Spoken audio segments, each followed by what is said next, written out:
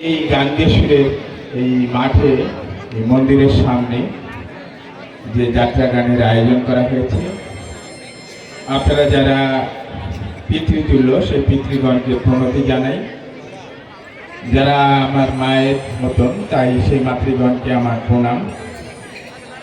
যারা বোনের মতন সেই ভগিনীদের এবং যারা ভাইয়ের মতন সেই ভাইদের আমি ভালোবাসা জানাই। ছোট ছোট যারা সন্তানরা এখানে এসছেন তাদেরকে স্নেহাশীষ জানাই। আপনারা সবকিছু জানেন এবং বোঝেন। বক্তৃতা দিয়ে আমি আপনাদেরকে বিভ্রান্ত করব না। এখানে আমার ভাই শঙ্কর কুমার বিশ্বাস খুব ভালো বক্তব্য রেখেছেন। ছোটবেলা থেকেই তিনি ভালো বক্তা, আমরা একসাথে মেলামেশাও করেছি। একটা সময় তিনি আমাদের সমাজের হিন্দু জাতিকে সংগঠিত করার জন্যে ছাত্র জীবনে রাজনীতি করেছেন। ফলে তার বক্তৃতা হবার পরে আমি হয়তো বক্তা হিসাবে আপনাদেরকে আমি কি জন্যে প্রার্থী হয়েছি, কেন আমার প্রার্থী হওয়া, সেটা খুব একটা ভালো করে বোঝাতে পারবো না। আমার বিনীত অনুরোধ, যারা তাস খেলছেন, যারা একটু এলোমেলো মানসিকতা নিয়ে আছেন, যদি আমাকে 2-1 মিনিট আপনারা ভিক্ষা দেন, তাহলে আমি হয়তো কিছু একটা আপনাদের বলতে পারবো। কারণ কথা কিছু কিছু বুঝে নিতে হয়, সে তো মুখে বলা যায় না। কি একটা সংকট কাল আমরা অতিক্রম করছি, কি একটা দুর্বিষহ জীবন আমাদের পার করছি আমরা, কি তিমির বিনাশী রাত্রি আমাদের যাপন করতে হচ্ছে, কি দুঃখ ভারাক্রান্ত হৃদয় নিয়ে আমাদের দিন কাটাতে হয়, রাত কাটাতে হয়। প্রতি মুহূর্তে সংখ্যা, প্রতি মুহূর্তে অস্তিত্বের সংকট। সেই সংকটের সময়ে আপনাদের সন্তান হিসাবে যখন এই নির্বাচনের ময়দানে আসার কথা হয়, তখন আমার যারা শুভাকাঙ্ক্ষী তারা সকলেই বারণ করেছিল। কারণ এখানে যে পরিস্থিতি চলছে, একজন সাধারণ মানুষ তাকেও ধর্মীয় পরিচয়ের কারণে তাকেও নিগৃহীত হতে হচ্ছে। ঠিক সেই সময়ে আমার মতন একজন ছেলে জাতীয় সংসদ নির্বাচনে 28টি ইউনিয়ন এবং একটি পৌরসভা মিলে প্রায় 4 লক্ষ ভোট, সেই 4 লক্ষ ভোটের 1% ভোটারের সম্মতি নিতে হয়েছে, প্রার্থী হতে হয়েছে। এই কষ্ট না করেও তো আমি পারতাম। আমি বাংলাদেশ সুপ্রিম কোর্টের আইনজীবী, মানবাধিকার রক্ষার কিছু কাজ করে থাকি। সেই সময়ে আমি তো আইন ব্যবসায় মনোযোগী হতে পারতাম, কিন্তু মনোযোগী হতে পারলাম না এই কারণে যে লেখাপড়া শিখেছি, সমাজের প্রতি আমারও একটা দায়বদ্ধতা আছে। বিশেষ করে আমাকে কথা বলতে দেওয়ার আগে যে নামটি এখানে উচ্চারণ করা হলো, এই অঞ্চলের শিক্ষাবিদ, এই অঞ্চলের এক মানব দরদী মানুষ বীরেন্দ্রনাথ বিশ্বাস, তার জীবন আমাকে শিখিয়েছে যে যারা নিপীড়িত হবে, যারা শোষিত হবে, বঞ্চিত হবে, তাদের পাশে দাঁড়ানোর জন্য। ঠিক সেই কারণে আজকে এই প্রার্থী হওয়া। আরো একটি কারণ আছে। বিগত 12টি জাতীয় সংসদে কিন্তু কখনো সংবিধান নিয়ে আলোচনা হয়নি। ধর্মের নিরপেক্ষতা থাকবে কি থাকবে না, কৃষকের কি অধিকার থাকবে, নারীর কি অধিকার থাকবে, শিশুদের কি অধিকার থাকবে, শ্রমজীবী মানুষের কি অধিকার থাকবে, এটা নিয়ে কিন্তু আগামী জাতীয় সংসদে বিতর্ক হয়। এই বিতর্কে যদি আমরা আমাদের অধিকারের কথা লিখতে না পারি, তাহলে আগামী দিনে আমাদের নির্যাতন, নিপীড়ন, শোষণ, বঞ্চনা বেড়ে যাবে। এখানে যে ভাষায় শঙ্কর বিশ্বাস বক্তৃতা করলেন, বাংলাদেশের অনেক এমপি এরকম সাবলীল বক্তৃতা করতে পারবে না। কিন্তু শঙ্কর বিশ্বাস কেন এমপিতে দাঁড়াতে পারছেন না, কেন কোন রাজনৈতিক দলের মনোনয়ন পাচ্ছে না? কারণ জন্ম আমাদের আজন্ম পাপ। যে জায়গায় আমরা জন্মেছি, যে পরিচয় নিয়ে আমরা সমাজে ঘুরে বেড়াই, সেই পরিচয় হচ্ছে আমার জন্য পাপ। আমার যোগ্যতা আছে, আমি সুপ্রিম কোর্টের আইনজীবী, আমি বিচারপতি হতে পারি, হতে পারবো না। আমি শঙ্কর বিশ্বাস এমপি হতে পারি, কিন্তু কোনোদিন মনোনয়ন পাবো না। এই জন্ম হচ্ছে আমার আজন্ম পাপ। সেই পাপ মোচনের জন্য কিছু লোককে সর্বস্ব ত্যাগ করে সংগ্রাম করতে হবে। আমি আপনাদের সামনে কথা দিচ্ছি, আমি সর্বস্ব ত্যাগ করতে প্রস্তুত। আমি শুধু এখানে, আমি উৎপল বিশ্বাস ত্রয়োদশ জাতীয় সংসদ নির্বাচনে ফুটবল মার্কা নিয়ে আপনাদের সামনে যে এসেছি, সেটি শুধু 12 তারিখের নির্বাচনের জন্য না। আমি এই কথাটি বলার সুযোগ নিতে এসেছি যে আমি এই সমাজের বঞ্চনার অবসান ঘটানোর জন্য, এই যে জন্মই আমার আজন্ম পাপ, এই বঞ্চনার অবসান ঘটানোর জন্য এই আমার ভাই শঙ্কর বিশ্বাস এমপি হওয়ার যোগ্য, সে কোনোদিন এমপি হতে পারবে না। এই বঞ্চনার অবসান ঘটানোর জন্য আমি উৎপল বিশ্বাস আপনাদের জন্য আমার জীবনটাকে উৎসর্গ করলাম। আমি সংসার করি নাই, আমি করব না। আমি সিদ্ধান্ত নিয়েছি যে এই জন্মই যে আমাদের আজন্ম পাপ। এই বাংলাদেশের স্বাধীনতা যুদ্ধে আমরা কি না করেছি। একজন আমেরিকার গবেষক বলেছেন 30 লক্ষ শহীদের 22 লক্ষ হচ্ছে আমরা। 1 কোটি শরণার্থীর 95 লক্ষ হচ্ছে আমরা। অথচ যখন আমরা এমপি হতে চাই, স্বতন্ত্র প্রার্থী হই, তখন প্রশ্ন উঠে কেন সে দাঁড়ায়, কেন তাদের সমাজ থেকে আবার তাকে নির্বাচন করা হয়েছে। কেন আমি এই দেশের নাগরিক না? আমার অধিকার নাই? এদেশে তো হাজার হাজার মানুষ প্রার্থী হয়েছে, আমি প্রার্থী হয়ে এখানে ওই জন্মই আমার অজন্ম পাপ।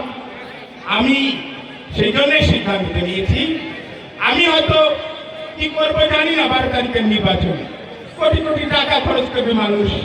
আমি তো একেবারেই একজন প্রান্তিক জনগোষ্ঠীর মানুষ। আমার ব্যাংক অ্যাকাউন্টে লাখ টাকাও নাই। আমি নির্বাচন করতে এসেছি গণচাঁদা মাধ্যমে। আমি আমার ফর্মেও লিখেছি আমার নির্বাচনী ব্যয়ের উৎস হচ্ছে গণচাঁদা। ফলে 12 তারিখের নির্বাচনে কি হবে আমি জানি না, কিন্তু সংগ্রাম শুরু করেছি। আপনাদের সাথে একটা কথা দিতে পারি, যারা আমাকে চেনে তারা জানেন যে আমার কথার নড়চড় হয় না। এই গোপালগঞ্জে 23 জন শিশু যখন আটক হয়, তখন এই ঢাকায় সুপ্রিম কোর্টে অনেকেই আছেন, তাদের প্রতি আমার শ্রদ্ধা আছে। কিন্তু তখন যে সংকট ছিল, তখন যে নাজুক পরিস্থিতি ছিল, কোর্টে দাঁড়িয়েও সেটাকে চ্যালেঞ্জ করে একটা রিস্ক ছিল। আমি সেই রিস্কটা নিয়েছিলাম। আমি বলেছিলাম এই যে আটক করা হচ্ছে তাদেরকে, এই শিশুদেরকে যে বিপন্ন অবস্থায় নেওয়া হচ্ছে, তারা তো কোনো অন্যায় করেনি, তাদের কেন আটক করা? আমি সেটা নিয়েছিলাম। যে চাকরির নিশ্চয়তার কথা বলছে, সেই চাকরির নিশ্চয়তার জন্য আমি বাংলাদেশ সুপ্রিম কোর্টে একটা আবেদন করেছি। সেই আবেদন প্রাথমিকভাবে গৃহীত হয়েছে।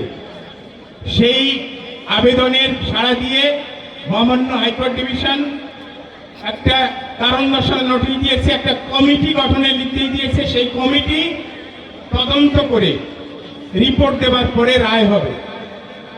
আপনি মুখে বললে হবে না। এখানে এর চাইতে দুর্দান্ত, ধরেন বাবুর ভাই শ্রদ্ধেয় মানুষ, আমার বয়সে বড়, তিনি এমপি হলেন, কিন্তু তার চাইতে দুর্দান্ত প্রতাপশালী এমপি একসময় এখানে ছিলেন, 9 বার এমপি ছিলেন, জনাব শেখ ফজলুল করিম ছিলেন। তিনি কি শাহপুর ইউনিয়নের বিপি সম্পত্তি অবমুক্ত করতে পেরেছেন? ব্যক্তি পারবে না, এটা আইনি জটিলতা। আমি শাহপুর ইউনিয়নের সমস্ত বিজ্ঞ মানুষকে করজোড়ে বলেছিলাম যে এইটা নিয়ে আদালতের, বাংলাদেশ সুপ্রিম কোর্টের দ্বারস্থ হতে হবে। এটা অন্যায়, সেটা তাদেরকে বুঝাতে পারলে সেটা অবমুক্ত হবে। কোনো ব্যক্তির আদেশে এটা অবমুক্ত হবে না, সম্ভব না। আইনের বেড়াজালে আটকে থাকতে হবে। আমি জানি না আমার সেই আবেদনে কেন সাড়া দেয়নি। একদিন না একদিন সকলে বুঝবে এবং ওই আবেদন নিয়ে বাংলাদেশ সুপ্রিম কোর্টেই যেতে হবে যে কত বড় অন্যায় হচ্ছে একটা জনগোষ্ঠীর উপরে, সমস্ত মৌজার সম্পত্তি ভিপি। এই অন্যায় চলতে পারে না। এই অন্যায়ের প্রতিবাদ করতে হবে আমাদের। এটা অন্যায়। আমার কি দরকার? আমার দরকার এই দেশে একটি নিরাপত্তার দরকার। আমি গিয়েছি সকলের কাছে, সকলে আমাকে বলেছে আমাকে চাল ডাল কিনে দেওয়া লাগবে না, আমার যোগ্যতা আছে, সবকিছু আছে, আমাকে শুধু নিরাপত্তাটা দিক। এই রাষ্ট্র যে রাষ্ট্র 1971 সালে স্বাধীনতার যুদ্ধে যে রাষ্ট্রে 30 লক্ষ মানুষ শহীদ হয়েছে, 2 লক্ষ মা বোনের ইজ্জত গিয়েছে, 1 কোটি মানুষ আমরা শরণার্থী হয়েছিলাম, সেই রাষ্ট্রে কেন আমরা নিরাপত্তা পাবো না? এই প্রশ্ন উত্থাপন করতে হবে। আপনি যে দল করেন না কেন, আমি আমার ভাই শঙ্করকেও বলেছি, তিনি বিএনপি করেন, করতেই পারেন, তিনি প্রশ্ন উত্থাপন করুক, কেন এই নিরাপত্তাহীনতায় আমরা ভুগছি, কেন এই নিরাপত্তাহীনতা আমাদের জীবনে আসবে, যে দেশের স্বাধীনতার জন্য আমরা বুকে রক্ত ঢেলে দিয়েছি। কি অন্যায় করেছিলাম আমরা, কি অন্যায় আমাদের, সেই প্রশ্ন তুলতে হবে। আজও কেন শুধু ধর্মের কারণে, শুধু পরিচয়ের কারণে কেন আমার উপর অত্যাচার হচ্ছে, কেন, সেই প্রশ্ন আমাদের তুলতে হবে। দেখেন, আগামী নির্বাচনটা শুধু এই গম বরাদ্দের নির্বাচন না, রাস্তাঘাট করার নির্বাচন না। আপনারা একটু ঠান্ডা মাথায় শোনেন, আমাকে এই ফুটবল মার্কায় ভোট দেন বা না দেন, একটু ঠান্ডা মাথায় শুনেন এই নির্বাচনটা কিসের। এই নির্বাচনটা হচ্ছে রাষ্ট্রের মূল নীতি ঠিক করার নির্বাচন। কেউ বলছে না এই কথা, আমি তো বলছি, আপনারা খোঁজ নিয়ে দেখেন। এই নির্বাচনটা হচ্ছে আপনার মৌলিক অধিকার ঠিক করার কথা। একজন নারী তার সমান অধিকার থাকবে কি থাকবে না সেটার কথা। একজন নমশূদ্র তার অধিকার থাকবে কি থাকবে না এটা ঠিক হবে এই নির্বাচনের পরে। একজন আদিবাসী, একজন দলিত, হরিজন, তাদের অধিকার থাকবে কি থাকবে না এই নির্বাচনে সেটা ঠিক হবে। ফলে আপনি যদি এই দেশে আপনার অধিকার নিয়ে বাঁচতে চান, মাথা উঁচু করে বাঁচতে চান, এই নির্বাচনে আপনাকে আপনার প্রতিনিধি পাঠাতে হবে, আমার প্রতিনিধি পাঠাতে হবে, যে প্রতিনিধি এই সংসদে গিয়ে বলবে যে এরাও এই দেশের নাগরিক, এদেরও সমান অধিকার দরকার। এই যে কৃষক সারাদিন পরিশ্রম করে, কবি বলেছেন সব সাধকের বড় সাধক আমার দেশের চাষা, দেশ মাতারি মুক্তিকামী, দেশের সেজে আসা। সেই কৃষকের কোনো অধিকার নাই, গায়ের রক্ত জল করে ফসল উৎপন্ন করে, অথচ বাজারে গিয়ে সেই ফসলের ন্যায্য মূল্য পায় না। 1 কেজি ঢেঁড়স বিক্রি করতে হয় 10 টাকায়, যেটা ঢাকায় বিক্রি হয় 80 টাকা। 70 টাকা কোথায়? অথচ সে উৎপন্ন করতে গায়ের রক্ত জল করেছে। আমরা বলছি সেই কথা, কারণ আমার পরিবারও তো কৃষক পরিবার, আমি নিজেও তো কৃষি কাজ করেছি, কষ্টটা সেইখানে। 12টা কমিশন হয়েছে, কৃষকের জন্য কোনো কমিশন হয়নি। 12টা কমিশন হয়েছে, শিক্ষা কমিশন হয়নি। এই রাষ্ট্রের নাট বল্টু ঢিলে হয়ে গেছে, সেইটা ঠিক করতে হবে, অন্য কোনো কিছু নয়। আপনারা কিন্তু আপনাদের প্রতিটি ভোটের মূল্য আছে, প্রতিটি ভোটের মাধ্যমে আপনারা রায় ঘোষণা করবেন যে কি চান আপনি। আপনি কি আপনার নিরাপত্তা চান? আপনি কি এই দেশে মাথা উঁচু করে বাঁচতে চান? এই কৃষক কি তার পণ্যের ন্যায্য মূল্য চায়? সেটা ঠিক হবে এই নির্বাচনের পরে। শ্রমজীবী মানুষের শ্রমের মর্যাদা থাকবে কি থাকবে না সেটা ঠিক হবে এই নির্বাচনের পরে। ফলে এই নির্বাচনে আপনারা আপনাদের ঘরের সন্তান উৎপল বিশ্বাস, আমি সুপ্রিম কোর্টের আইনজীবী, গোপালগঞ্জ 2 আসনের স্বতন্ত্র প্রার্থী, ফুটবল মার্কা নিয়ে আপনাদের সামনে হাজির হয়েছি। আপনারা যদি মনে করেন, আমার পরিবারেরও একটা ইতিহাস আপনারা জানেন, যদি মনে করেন এই সমাজের প্রতি আমার যে দায়বদ্ধতা সেটা থেকে আমি কখনো পিছু পা হব না, আমি জীবন বিপন্ন করে হলেও এই সমাজের পাশে থাকবো, এই সংগ্রামের সংকটে আপনাদের পাশে থাকবো। আমরা সকলে একসাথে বাঁচবো, না হয় একসাথে মরবো। এই প্রতিজ্ঞা যদি আপনারা বিশ্বাস করেন তাহলে সেই বিশ্বাসের মর্যাদা অবশ্যই আপনারা রক্ষা করবেন। আপনাদের কাছে আবার আমি আমার শেষ কথাটি বলে যেতে চাই যে সত্যিকার অর্থেই আমি এত খানিক বেদনা হতো যে আমি আর আমার ব্যক্তিগত জীবন বলে কিছু রাখিনি। আমার বাড়িতে 5 ইউনিয়নের লোককে ডেকেছিলাম, আমি বলেছি যে আমার ব্যক্তিগত জীবন বলে আর কিছু থাকবে না। আমি এই সমাজের যারা আমার পিতৃতুল্য তাদেরকে পিতৃগণ মনে করি, যারা আমার মাতৃতুল্য তাদেরকে মাতৃগণ মনে করি, যারা বোনের মতো তাদেরকে ভগিনী মনে করি, যারা ভাইয়ের মতো তাদেরকে আমি ভ্রাতৃত্বের বন্ধনে আবদ্ধ করতে চাই, যারা শিশু তারা আমার সকলের সন্তান। আমি এই বোধ নিয়ে, গুরুচাঁদ ঠাকুরের আদর্শ নিয়ে আমি পথে নেমেছি। আমি এই পথ থেকে আর কোনো অবস্থাতেই বিচ্যুত হতে চাই না।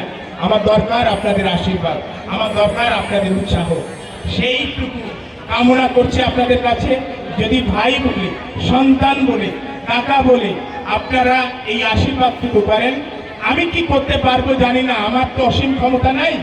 আমি শুধু এইটুকু বলতে পারি, আমার যতটুকু ক্ষমতা আছে, যতটুকু যোগ্যতা আছে, যতটুকু মেধা আছে, সবটুকু দিয়ে এই বঞ্চিত সমাজের সেবা করতে চাই। যা যা করার জন্য আমার জন্ম হয়েছে, আমি আমার সেই কাজ করতে চাই। ফলে আমি ভালো বক্তৃতা করতে পারবো না। ভালো বক্তৃতা আমি আসলে ওইভাবে ভাবিনি যে রাজনীতি করতে হবে, বক্তৃতা দিতে হবে। আইনজীবী হিসাবে মানবাধিকার রক্ষার কাজটিকেই আমি আমার জীবনের ব্রত হিসাবে বেছে নিয়েছিলাম।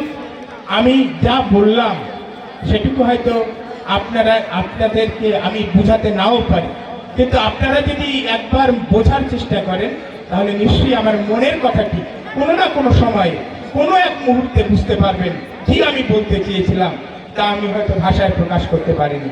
ফলে আপনাদের কাছে আমি করজোড়ে ক্ষমা ভিক্ষা চাচ্ছি, আশীর্বাদ চাচ্ছি। এবং আমি বেয়াদবি নেবেন না। যে সমাজের এই সংকট, যে সমাজ আজ অস্তিত্বের সংকটে ভুগছে, দেখেন আমার ভাই, আমার কাকা, আমার জ্যাঠা, তাদের কাছে আমি করজোড়ে মিনতি করেছিলাম, 2 মিনিট সময় দিলেন না। কিন্তু সংগ্রাম আমি করবো, তারপরে দিলেন না, তারপরে করব। কারণ এই সংগ্রাম আমার জন্মের দায়, আমার জন্মের পাপ। আমি আজন্ম পাপী হয়ে জন্মেছি এই দেশে। এই দেশের 2 কোটি সংখ্যালঘুকে অবশ্যই তার ন্যায্য অধিকার ফিরিয়ে দেওয়ার জন্য আমি আমার সংগ্রাম অব্যাহত রাখবো। আপনারা যদি চান তাহলে আমাকে আশীর্বাদ করবেন। আমি আশীর্বাদ ছাড়া আর কিছু চাই না।